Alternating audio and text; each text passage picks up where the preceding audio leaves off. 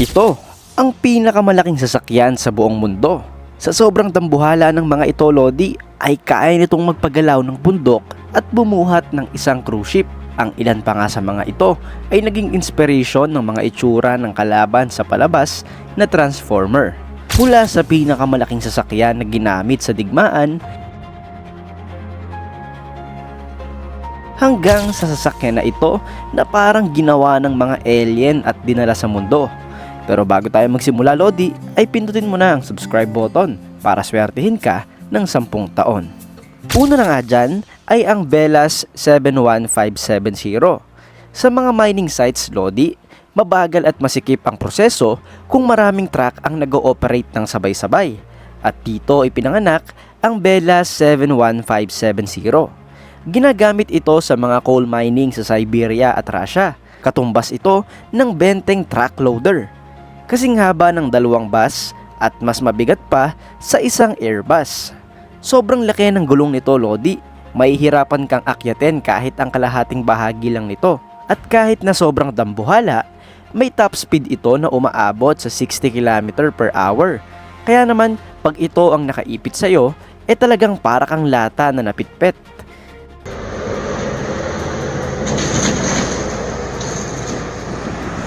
Number 8 pa lang yan, ha? Sunod ay ang Komatsu P&H L2350. Naitala ito sa Guinness Book of World Record bilang isa sa pinakamalaking backhoe or wheel loader. Ito ang ginagamit, idol, para kargahan yung unang sasakyan na napag-usapan natin. Kasing taas ito ng 2-story buildings.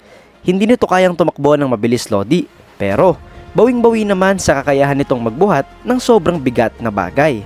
Kaya nitong magkarga sa isang pasada ng 80,000 kilograms at kayang umangat ng 7 meters mula sa lupa.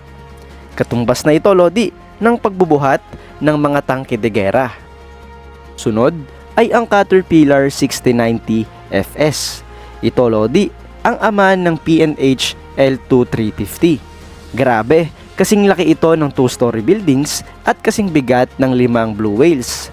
Grabe, no? Nakakita ka na ba ng ganito, Lodi? Madalas ginagamit ito sa mga malalaking digging projects gaya ng mining. Kaya nitong bumuhat ng 103,000 kilograms sa isang biyahe. Talagang napakabilis matapos ng mga projects kapag ganito ang mga equipment na gamit nyo. Ito rin, idol, ang ginaya ng Transformer sa isa nilang palabas. Ginamit nila itong kontrabida at pinangalan ng Demolisher.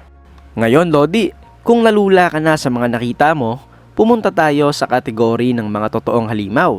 Presenting Lear 13,000 Crane Crawler. Ito ang pinakahalimaw na crawler crane sa buong mundo, idol. Ginagamit ito sa mga malalaking proyekto gaya ng mga dambuhalang power plants. Dahil kaya lang naman itong bumuhat ng 3.3 million na bigat. May taas ito na 248 meters, kasing taas na ng 2.5 football field. Pero magmumukhang bata itong crane crawler na ito sa susunod sa listahan natin. Ito ang NASA Crawler Transport. Ang higanting ito ay ginawa ng NASA noon pang 1960s dahil kailangan nila ng sasakyan na makakatulong para magtagumpay ang kanilang mga mission. Nagkakahalaga ito ng 144 million US dollars at ang pinaka-purpose nito, Lodi, ay buhatin ang mga rockets papunta sa kanilang mga launching pads. May bigat ito na 3 million kilograms at dahil sobrang bigat nito ay tumatakbo lamang ito ng 1.6 kilometers per hour at 3.2 kilometers naman kapag wala itong karga. Katumbas ang bigat nito ng 15 Statue of Liberty at kasya ang isang buong baseball field sa taas nito. 2 ang driver seats dito, Lodi.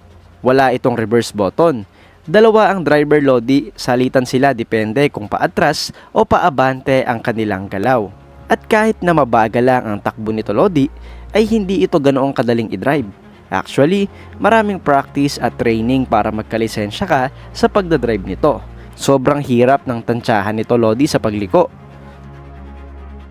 Sunod ay ang Big Muskie. Kasing taas ito, idol, ng isang condominium. Sobrang gamit na gamit ito sa paghuhukay at paglilipat ng lupa sa mga bundok at bangin dahil kaya nitong bungkalin ang mga parte na hindi abot ng mga average na excavator. Sa loob ng 23 years na serbisyo nito, napakalaki ng naging bahagi nito sa pagko-construct ng Panama Canal. Halos kalahati ng earth movement na ginawa dito ay ginawa gamit ang Big Muskie. Sunod ay ang Schwer Gustav and Dora. Ginamit ito ni Hitler noong World War II. At oo Lodi, ito ang pinakamalaking sasakyang pandigma sa kasaysayan. Sobrang lakas nito at sobrang kinakatakutan ng mga kalaban nila noong unang panahon. Pero dahil sa laki nito, nahirapan sila na i-maneuver ito. Kahit simpleng liko ay tumatagal ng napakahabang oras. Kaya naman hindi natin masyadong nabalitaan na ginamit ito bilang pangunahing sandata noong World War II. At ang top 1 Lodi ay ang Badger 293. Ang halimaw na ito, idol, ay parang kagamitan na ng mga alien. Pero ito ay ang pinakamalaking equipment na ginawa ng mga tao. May haba ito na 225 meters at may taas na 95 meters. Katumbas na ito ng isang cruise ship, idol. May bigat ito na 15.6 million kilograms at makikita ito sa mga coal mining sa Germany. Pero paano nga ba ito gumagana at anong purpose nito? Umiikot ito, Lodi, at bawat shovel ng makina ay nakakakuha ng napakaraming amount ng coal sa isang pasada.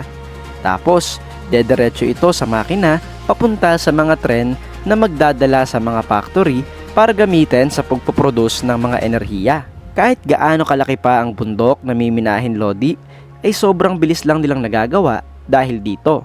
Pagtapos na siya sa isang bundok, ay dadalhin ito sa ibang bundok para doon naman magmina. Pero dahil sobrang bigat, ay tumatakbo lang ito ng 1 kilometers per hour. Kaya naman minsan, kahit hindi naman ganoon kalayo ang lilipatan nila, ay inaabot sila ng buwan, minsan taon pa nga, sa biyahe pa lang ng sasakyan na ito. At lahat ng kalsada na dinadaanan nito ay kailangang i-repair agad dahil talagang wasak kapag nagulungan ng Badger 293.